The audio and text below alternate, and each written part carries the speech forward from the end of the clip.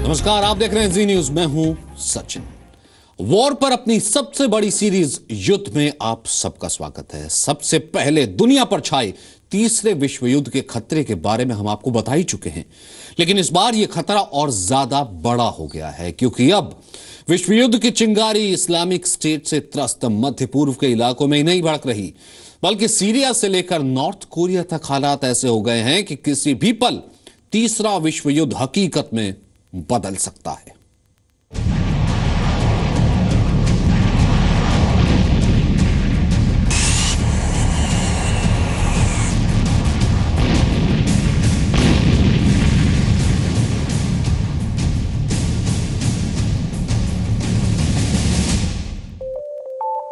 उत्तरी यूरोपियन देश लातविया। यह है उत्तरी यूरोप का खूबसूरत देश लातविया। लातविया की सीमाएं रूस से मिलती हैं। लातविया 1918 में प्रथम विश्व युद्ध खत्म होने के बाद रूस से आजाद हुआ था। लातविया के अलावा एस्टोनिया और ल्यूथेनिया भी सोवियत संघ का हिस्सा रह चुके हैं। ये तीन देश बाल्टिक देशों के नाम से जाने जाते हैं। अमेरिकी थिंक टैंक रैंड कॉरपोरेशन के दावे पर यकीन किया जाए तो रूस की सेनाएं 3 दिनों में बाल्टिक देशों पर कब्जा कर सकती हैं। ये तीनों देश नाटो का भी हिस्सा हैं। यानी इनमें से किसी भी देश पर हमला रूस और नाटो की सीधी टक्कर में बदल सकता है।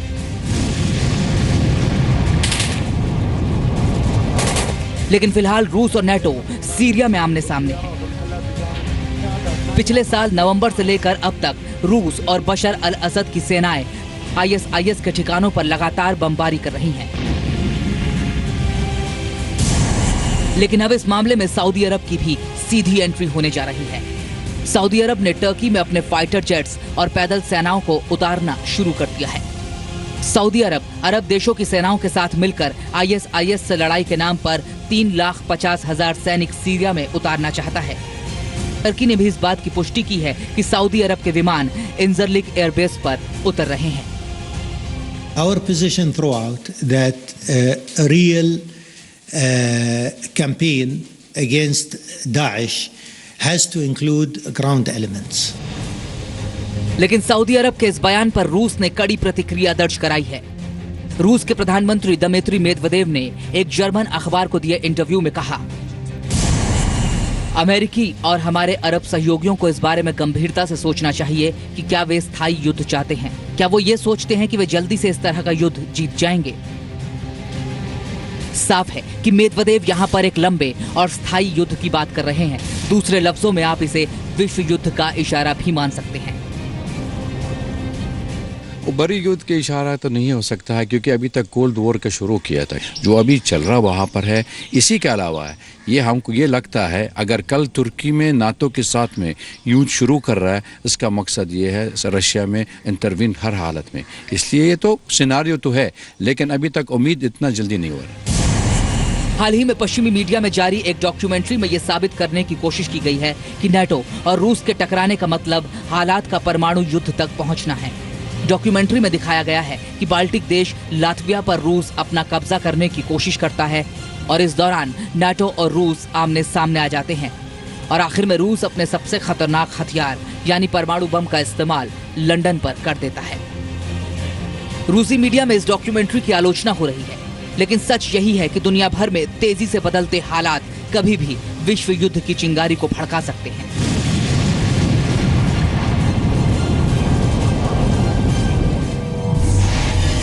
सीरिया से 7,000 किलोमीटर दूर नॉर्थ कोरिया।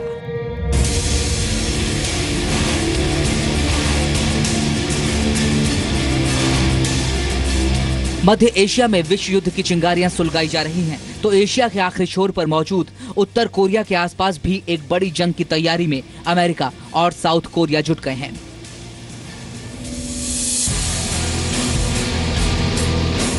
नॉर्थ कोरिया के रॉकेट लॉन्च के बाद अमेरिका ने अपनी मिसाइल रक्षा प्रणाली पैट्रियट को साउथ कोरिया के ओसान एयरबेस पर तैनात कर दिया है। अमेरिका की इस पहल के बाद चीन ने जबरदस्त नाराजगी का इजहार किया है।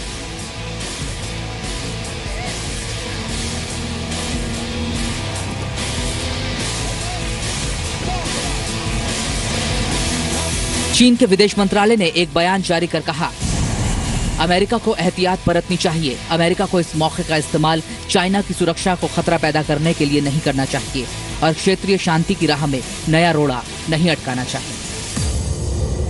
सीरिया और कोरिया के विवाद में जो एक बात समान है वो है दोनों जगह अमेरिका की मौजूदगी।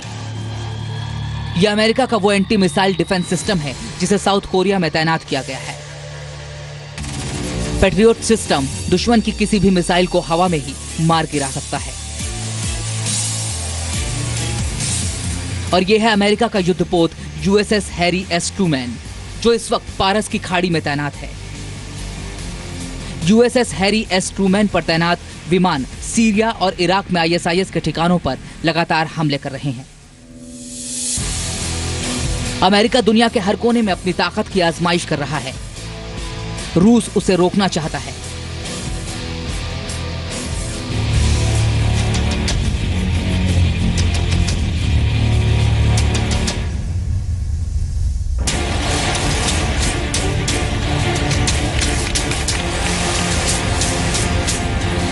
नॉर्थ कोरिया अपने जिद्दी और सनकी रवैये की वजह से दुनिया के लिए खतरा बन गया है।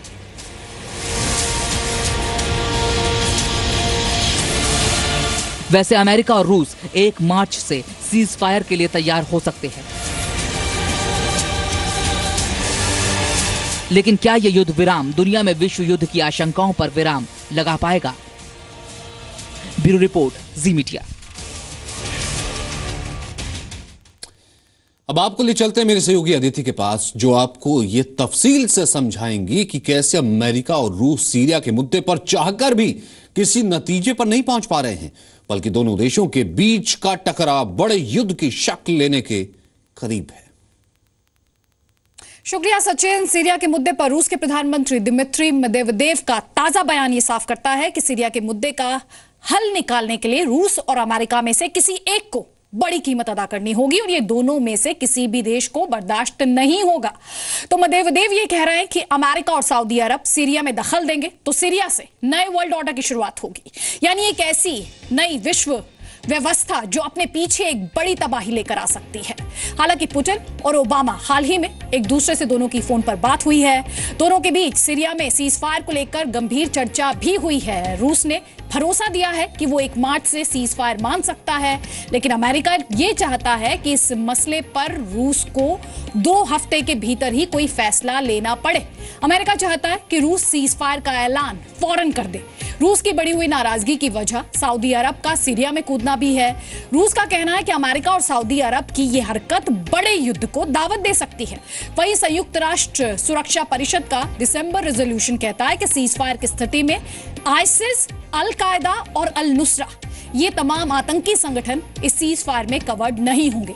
यहां पर हम आपको बता दें कि रूस और अमेरिका की तमाम कोशिशों के बावजूद भी आईसिस के कब्जे में अब भी एक बहुत बड़ा इलाका है।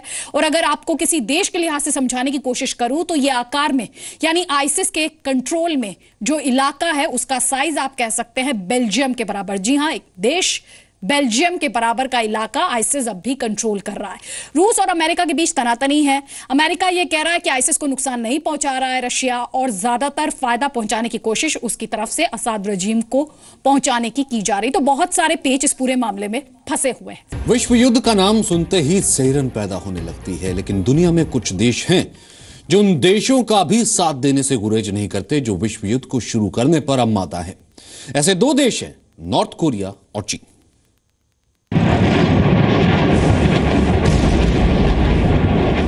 1950 से ही नॉर्थ कोरिया और साउथ कोरिया युद्धरत हैं।